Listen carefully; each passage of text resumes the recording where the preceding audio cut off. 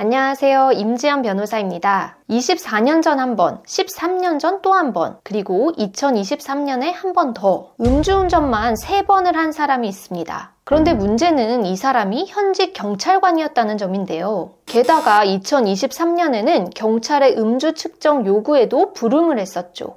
결국 경찰청은 그를 파면했지만 법원은 그것은 과했다라고 하며 복직을 명령했습니다. 납득이 되시나요? 이 사건 조금 더 자세히 들여다보겠습니다.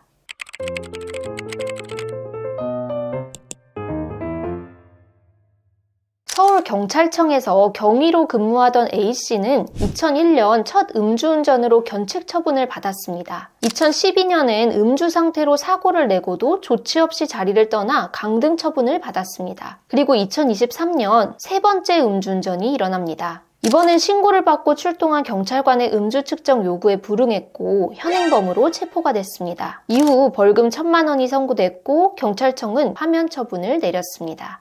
하지만 법원의 판단은 달랐습니다. 서울경찰청의 파면 처분이 위법하다며 A씨의 손을 들어준 건데요. 핵심은 시간의 간격이었습니다. 재판부는 이전 2번의 음주운전이 각각 22년 전, 11년 전의 일이라며 그 전력을 현재 징계수위 결정에 그대로 반영하는 것은 과도하다라고 판단을 했습니다. 또한 A씨의 과거 음주운전 전력이 오래전에 발생한 비위행위라는 점이 충분히 고려되지 않았고 비위행위의 정도에 비하더라도 균형을 잃은 과중한 징계이므로 재량권을 일탈 남용한 것으로서 위법하다라고 밝혔습니다. 공무원의 징계는 과거 이력을 참고할 수도 있지만 얼마나 오래된 일인가, 비위행위가 반복이 됐는가, 현재 사안과 얼마나 관련이 있는지에 따라 그 비중이 달라질 수 있다는 겁니다. 예전 일이라면 책임이 사라진다는 것은 아니지만 시간이 지났다면 비난의 강도는 줄어들 수 있다. 이것이 법원의 핵심 논리였습니다. 또 하나 고려된 점은 A씨의 근무 이력이었습니다. 약 32년간 경찰로 재직하면서 여러 차례 포상을 받은 사실, 그리고 파면 이후 퇴직급여 및 퇴직수당이 절반으로 깎여 생활고를 겪게 될 것이라는 점도 판단 요소로 언급이 됐습니다.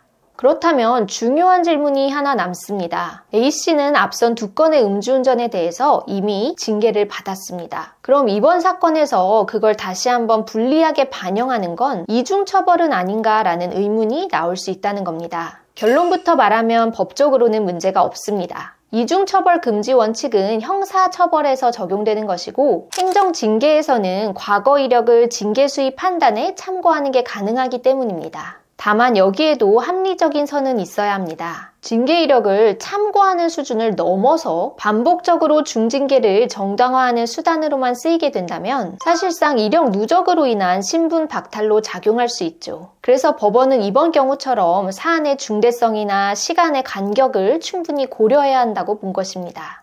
물론 반론도 있습니다. 경찰이 음주운전을 3번이나 했는데 복직이라니 이게 맞나? 그럼 공무원은 실수해도 시간이 지나면 그냥 넘어가는 것 아니냐? 그럼에도 불구하고 법원은 징계의 정당성을 판단할 때 단순한 횟수나 징계 기준만이 아니라 비위의 맥락과 시간적 간격, 그리고 그로 인해 생기는 실질적 불이익까지 고려해야 징계의 정당성을 인정받을 수 있다고 보았습니다. 3회 음주운전을 한 경찰의 복직이라는 결과가 불편하게 느껴지셨다면 그건 자연스러운 반응입니다. 하지만 법원은 단순한 감정이 아니라 징계가 헌법적 절차 안에서 얼마나 균형 있게 이루어졌는가를 따져보았습니다. 여러분의 생각은 어떠신가요? 오늘은 3회 음주운전을 한 경찰의 복직에 관한 판결에 대해서 알아보았습니다. 이 영상이 도움이 되셨다면 구독, 좋아요, 알림 설정까지 부탁드립니다. 감사합니다.